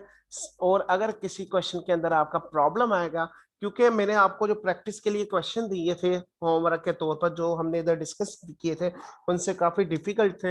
ये भी क्वेश्चन चाहूँ तो मैं बोर्ड पर करा दूं, मेरे लिए कोई प्रॉब्लम नहीं है, लेकिन क्योंकि आपकी अपनी भी थोड़ी सी प्रैक्टिस होनी चाहिए, इसलिए ये मैं आपको प्रैक्टिस के लिए दूंगा। और क्वेश्चन जिसमें भी प्रॉब्लम होगा हम उसको डिस्कस भी करेंगे, अगर जरूरत पड़ी तो मैं बोर्ड पर भी करवा दूंगा। अब तक हमारा जितना भी था सैलरी हमारा कंप्लीट हो गया।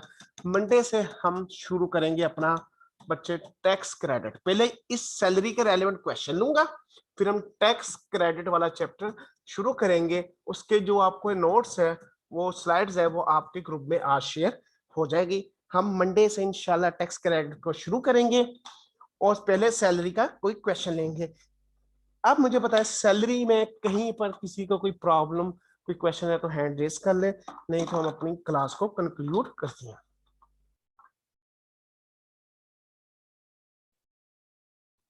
जी ध्यान। सर सैलरी को डेफिनेशन का टेस्ट होना है सर, फिर ये कब होगा? अब चैप्टर कंप्लीट हो गया ये? नहीं, ये जो टैक्स क्रेडिट है ना बेटा, ये भी इसके साथ आएगा। टैक्स ये भी क्रेडिट, इसके साथ आएगा? हाँ जी, वो टैक्स क्रेडिट का एक चैप्टर है। हमने अभी तक जो इन शॉर्ट ये पढ़ा है ना, ये देखें, हमने जो डिस्कशन चीजें की हैं, हमने सैलरी के हवाले से क्या किया हुआ है, बेसिक सैलरी की टैक्सेबल सैलरी निकाली हमने, ठीक है। सैलरी के अंदर सारे अलाउंसेस वगैरह ऐड किए, उसके बाद पर्पसेस ऐड की, सारा कुछ ऐड के करना, कोई tax bond by the employer, उन चीजों को ऐड किया, व्हीकल वगैरह ऐड करके हमने निकाली टैक्सेबल टोटल इनकम पहले, सॉरी, फिर हमने लेस किए ज़कात, ठीक है, हमारे पास आ गई taxable income.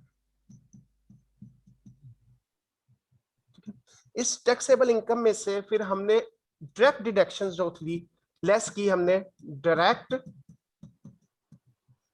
Deductions. Direct deductions में क्या आ गई हमारी, प्रॉफिट ऑन डेट आ गया, ठीक है, स्पेसिफाइड इंस्टीट्यूट आ गया, चिल्ड्रन फीस आ गई, और WWR WPPF जो कि इनकम फ्रॉम बिजनेस के अंदर जाता है। इसके बाद जो हमारे पास बचा अमाउंट, जो इनकम बची, इस इनकम के ऊपर हमने टैक्सेबिलिटी कैलकुलेट की। एग्रीगेट सारे बच्चे मेरे साथ। अब फिर हम पे करते थे, इस टैक्सेबिलिटी से लेस करते थे। जिन्होंने हैंड रेज किया, मैं अभी क्वेश्चन लेता हूं, टैक्स ऑलरेडी पेड, वो लेस करके रिमेनिंग पेबल निकालते थे, ठीक है। अब जो टैक्स क्रेडिट का चैप्टर्स है, एक तो थी डायरेक्ट डिडक्शंस जो हमने इधर पढ़ी थी, ये डायरेक्ट डिडक्शंस सारी इधर पढ़ी थी। उसके बाद टैक्स लिबिलिटी निकाली। जो टैक्स लिबिलिटी निकालने के बाद डिडक्शंस या हमें कोई कंसेशंस मिलते हैं टैक्स लिबिलिटी कैलकुलेट करने के बाद, वो क्या है, टैक्स क्रेडिट। इसका चैप्टर हमने पढ़ना है। पहले थे डायरेक्ट डिडक्शन जो होते थे टैक्सेबल इनकम से लेस होते थे। अब टैक्स क्रेडिट्स है, जो टैक्स लिबिलिटी कैलकुलेट हो जाती है, जो टैक्स पेबल निकालना होता है, उससे पहले जो हमें कंसेशंस या क्रेडिट्स मिलते हैं, दैट इज टैक्स क्रेडिट। इसका चैप्टर इंशाल्लाह हम मंडे से पढ़ेंगे। जब हम ये भी एरिया पूरा कर लेंगे, फिर टैक्स पेबल तक हमारा न्यूमेरिकल एक सीधा हो जाएगा, ठीक है। ओके, मोहम्मद अरसलान सईद। अस्सलाम वालेकुम सर। वालेकुम अस्सलाम। सर ये जो हमने भी कॉस्ट ऑफ शेयर सर निकाली है सर, इसका क्या, किस ट्रीटमेंट की वजह से सर हमने ये चीज निकाली है? ये तो हमने सिर्फ अच्छा, कह दिया ये कि मैं बताता हूँ ये किसी, जब हमने लेट ये शेयर्स को, मे भी जो एम्प्लॉई है वो सेल भी तो कर सकता है ना बच्चे। एम्प्लॉई शेयर को सेल करेगा, उसने 1 साल या 2 साल के बाद शेयर को सेल कर दिया 100 रुपए के हिसाब से, 100 रुपए के हिसाब से शेयर को सेल कर दिया। अब अगर हमने कैपिटल गेन निकालना है, मैंने कहा सेल के ऊपर लगता है कैपिटल गेन, अगर रिस्ट्रिक्शन ना हो तो इसमें से लेस करेंगे कंसीडरेशन पेड। सर अगर हमें फेयर मार्केट वैल्यू पता है तो सर फिर हम कॉस्ट तक क्यों जा रहे हैं? तो फिर मार्केट वैल्यू से नहीं हम इसको उस टाइम की डिडक्ट करेंगे? अब मैं क्वेश्चन आपसे पूछता हूँ, मैंने एक शेयर खरीदा था 10 रुपए का, लेट मैंने मार्केट में गया स्टॉक एक्सचेंज में, मैंने 20 रुपए दिए, 10 भी नहीं 20 रुपए दिए, मैंने शेयर खरीद लिया, ठीक है। Yes sir. 5 साल बाद मैंने वो शेयर 100 रुपए का बेचा, क्या 100 का 100 रुपया मेरा टैक्सेबल इनकम में आना चाहिए? नहीं, मैंने जो उसके ऊपर कंसिडरेशन पे की है वो लेस होकर जो नेट गेन है वही मेरा प्रॉफिट में ऐड होना चाहिए ना। एग्रीड? ठीक है सर। ठीक यस है, सर। इसका मतलब मैं इसमें से उस वक्त 20 लेस करता और 80 रुपए को अपना टैक्सेबल इनकम में ऐड करता अगर मैं मार्केट में जाता। लेकिन जी सर। जब इंप्लॉय शेयर स्कीम के तहत मुझे मिले, आज मैंने बेचा 100 का ही है, लेकिन उसमें से कंसिडरेशन पेड मैंने क्या करनी है, लेस करनी है। अगर मैं मुझे वो इंप्लॉय ने दिया था 10 रुपए का, 10 रुपए ही लेस कर दूं, इसका मतलब 90 का मेरा आ गया प्रॉफिट, तो क्या ये गलत नहीं हो जाएगा कि 90 यस का सर। 90 का प्रॉफिट इधर ले लिया और जब मुझे शेयर्स मिले हुए तब भी मैंने उसका कुछ प्रॉफिट ऐड किया, मैंने डबल टैक्सेशन नहीं कर दी। बिल्कुल सर। इसलिए इसलिए उसकी कॉस्ट निकाली हमने, हमने कहा जब हमने अपनी टैक्सेबल सैलरी इनकम में ऐड कर दी, अब उसकी कॉस्ट 10 से नहीं 20 होगी। 20 क्यों होगी? ताकि डबल टैक्सेशन ना हो, ठीक है। मतलब कि सर हमने जब भी शेयर सेल करना है मार्केट में, जो भी वैल्यू हो, हमने जो टैक्सेबल में लेके जानी है वो जो हमने कॉस्ट बनाई होगी उसमें से कंसिडरेशन माइनस करके तो अगर वो इम्प्लाई लेकर जाना। अगर इम्प्लाई शेयर स्कीम के तहत जी। मिलती है, अगर जी सर। Imply imply. अगर वैसे लिए हैं फिर नहीं ये काम करना, ठीक है। अगर बिल्कुल इम्प्लाई सर। शेयर स्कीम के मुताबिक मिले हैं और उसके अगेंस्ट हमने कोई टैक्सेबल इनकम में ऐड की ये चीज, फिर जी ठीक है। सर। ठीक है सर। Yes sir. लेकिन थैंक यू सर। ये जो प्रॉफिट है, ये प्रॉफिट हम डील करेंगे कैपिटल गेन में जाके। अभी सिर्फ इसकी हल्की सी डिस्कशन की है, ये नेक्स्ट चैप्टर में हम पढ़ेंगे बड़ी डिटेल के साथ। ठीक है sir. Thank you sir. Any other person? Okay, आज के लिए इतना ही। इंशाल्लाह मंडे से हम टेक्स्ट क्रेडिट का नया चैप्टर शुरू करेंगे। आपके जो प्रैक्टिस क्वेश्चंस दिएंगे उसको आप कल की छुट्टी है कोशिश करें उसको परफॉर्म करें। मंडे को इंशाल्लाह हमारी क्लास होगी, इस चीज को ज़हन में। मंडे में वैसे स्केड्यूल में क्लास नहीं है, लेकिन मंडे को हम अपनी क्लास करेंगे, जो कि बेटा होगी हमारी क्लास, टाइम में देख लूं,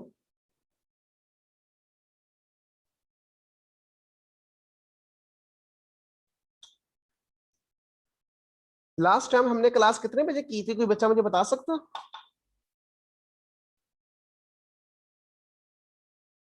9 से 10 क्लास होगी बेटा। मंडे को हमारी क्लास 9 से 10 बजे होगी, स्केड्यूल में नहीं है लेकिन हमने करनी है टेक्स्ट क्रेडिट का चैप्टर शुरू। कोशिश कीजिएगा इसके जो न्यूमेरिकल है, जो क्वेश्चन रह गए हैं, इस चैप्टर को रिव्यू करें, कंप्लीट करें, अच्छी तरह रिवाइज करें। फिर जो क्वेश्चंस होंगे पहले मंडे को इंशाल्लाह हम उन क्वेश्चंस को देंगे, उसका मैं आंसर करूंगा, फिर हम टेक्स्ट क्रेडिट के नए चैप्टर पर चलेंगे और इसको खत्म कर देंगे। जी अली अब्दुल्ला। सर अहमद ने कब से पढ़ाना शुरू करना है? इंशाल्लाह सर अहमद बुध या जुमेरात से, इंशाल्लाह इंशाल्लाह। ठीक, ओके